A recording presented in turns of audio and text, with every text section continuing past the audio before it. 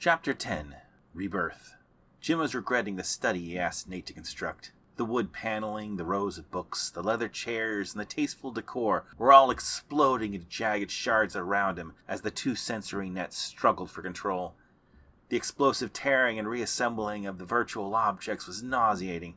Jim knew the term for the shards had the word poly in it, like the bird, but he couldn't remember the rest of the technical term.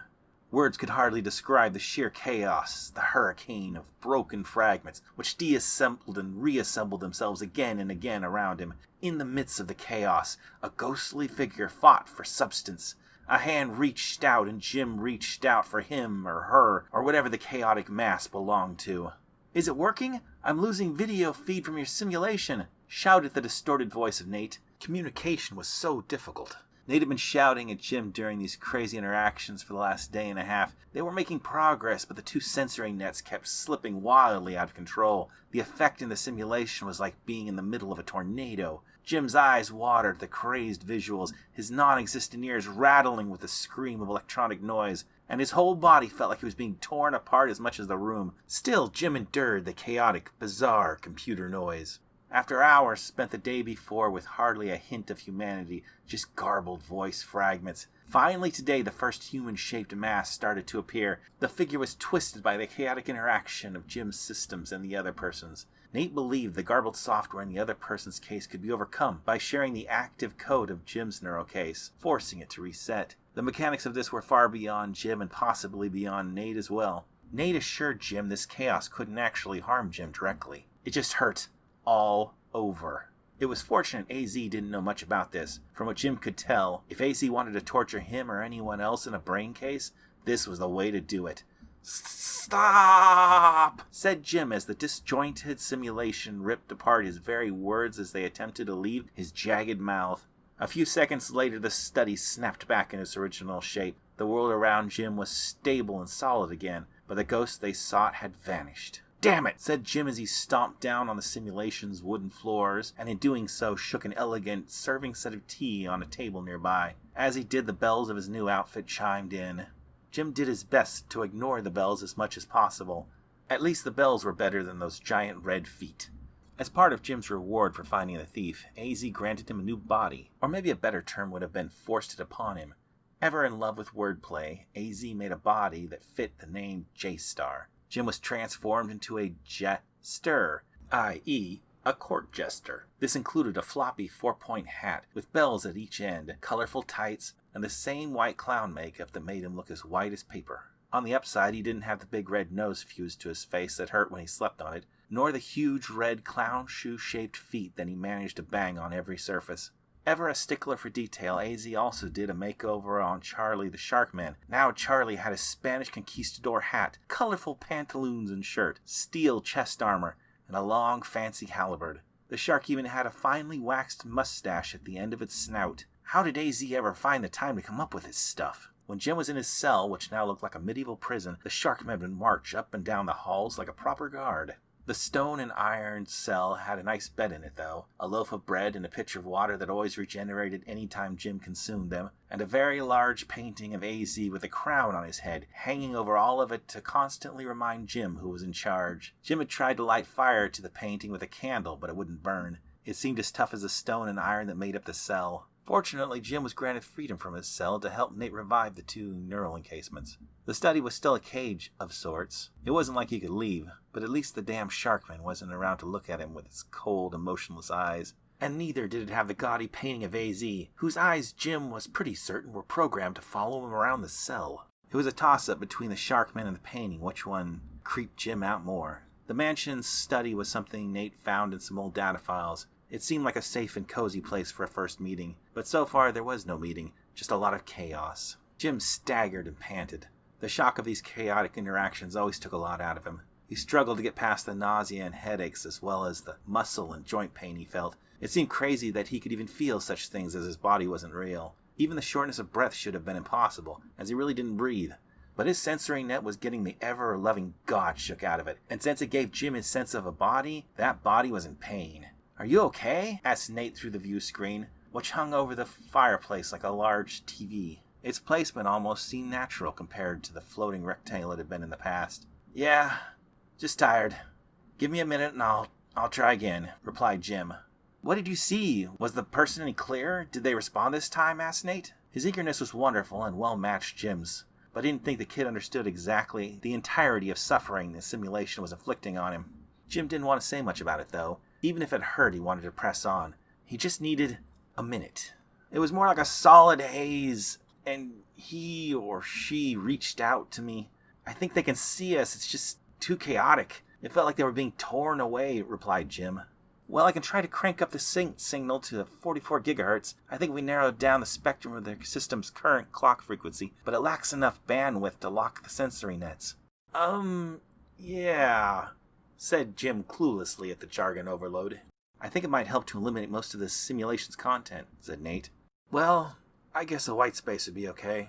I really like this study, but fine, get rid of it all. Could you at least make the floor solid and give me 2 chairs, said Jim. Jim leaned down and crawled into one of the fancy leather high-back chairs. Maybe the old-school study was a silly idea. It just seemed so nice.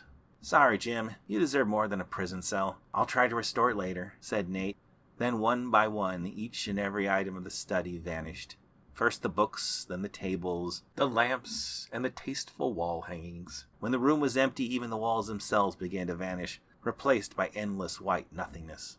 Finally, only the 2 patent leather chairs remained in the infinite white void, kept company by Jim the Jester. Jim slumped down into the chair like an astronaut preparing for liftoff, gripped its beautiful wooden arms tightly and said, Okay, Nate, hit it.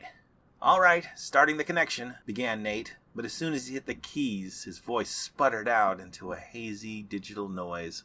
Immediately, the chaos resumed. With the contents of the room gone, it was a lot less jumping out at Jim.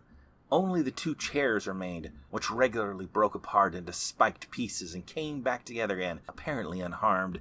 Jim held onto the chair's arms as best he could, as his body, too, exploded and reassembled itself in the seat. Can you hear me? Yelled Jim into the void of chaos. His voice seemed to spiral outward like every letter was being torn apart on the vent horizon of a black hole. He looked around as best he could to see if the silhouette of static in a human form reappeared. It was difficult to tell if the world was being fractured into pieces, or maybe just the eyes he used to see it.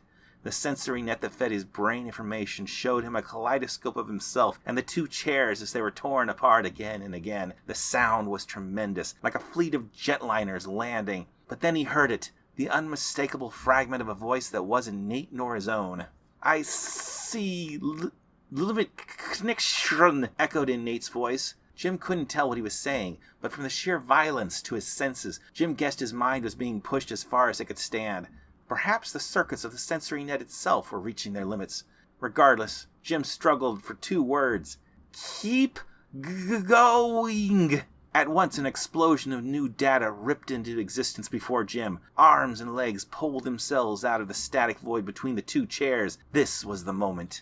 Jim reached up to the forming human mass, pulling himself from the chair, which seemed to struggle to remember which part of itself was a chair and which part was Jim. As Jim struggled towards the static figure, bits of the chair tore themselves out of his body as if he and the chair were 2 mounds of silly putty that had been slammed together. All the while, spikes of wild chaos pushed in and out of his body and the chair in millions of violent dancing needles. Still he pulled towards the figure, and the figure too reached towards him. We're close, sink, echoed in Nate's voice in the maelstrom. Jim didn't know what Nate was saying, but he could feel what he meant. For just a moment, the tangible touch of another person's fingers grazed Jim's shattering hand. In that second, Jim perceived more than just a vague form, but truly the presence of an actual human being. What was more, he could tell it was a woman. Together, he and the static woman fought to grasp hands. Jim could feel his consciousness waver as untold numbers of circuits and microprocessors ground against the data of the woman's case like an abused car clutch. The 2 warring machines bounced data off each other with all the intensity of 2 chainsaw blades locked in an epic duel. As her wavering form fought to coalesce in solidity, Jim could see she was every bit as strained and tortured as himself. It wasn't just that her fingers and his fingers struggled to touch, it was that both their shattered bodies strained to exist at all. Through their mutual pain, Jim and the static woman pressed towards each other with all of the force they could muster. Then, just for an instant, the strained data ripped Jim out of consciousness. He felt the darkness hit him like a falling vase. It smashed into his mind, and with it the chair momentarily gained the upper hand in the struggle of whom was the dominant mass. Jim slipped backwards before catching himself. As he did, so did the woman become more chaotic. This had to mean they were connected deeper than Jim had imagined. He was really regretting allowing himself the luxury of sitting down before making this attempt again. But this momentary loss only inspired Jim to press on even harder. If she could feel his weakness, maybe she could feel his strength as well. Again, the two forced their erratic digital forms closer.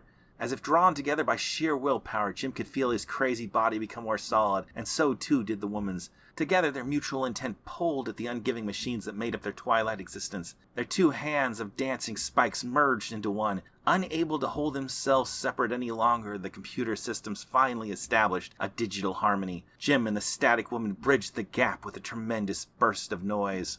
As their hands clasped, a new reality sprang forth. Outward from each hand formed a solid person, tracing down their arms and chests. The fragments of their virtual bodies finally reached synchronicity and emerged as whole solid eyes met on either side of their hands. Solid mouths appeared, each beaming with solid smiles of relief, and at last the static figure's face emerged. It was a face Jim knew, an impossible face he would have never dreamt was true.